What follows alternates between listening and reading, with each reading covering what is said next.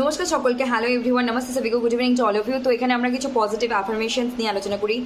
আমি খুব ভালো আছি, ভালো ছিলাম, ভালোই থাকবো। আর বিষয় হচ্ছে যে প্রতিদিনের যে জার্নি, প্রতিদিন যে আমি যে লড়াই করছি বা যেগুলো শিখছি, সেই দিনগুলো আমার কাছে খুবই স্পেশাল। প্রত্যেকটা মুহূর্তকে আমি উপলব্ধি করছি, অনুভব করছি, অনুভূতিতে আনছি।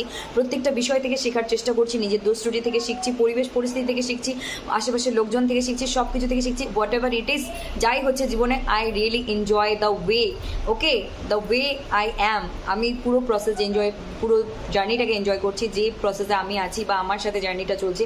I am really very happy, satisfied, blessed. Thank you universe, thanks to my parents, thanks to my self, thanks to you all. Okay, God bless you all, take care.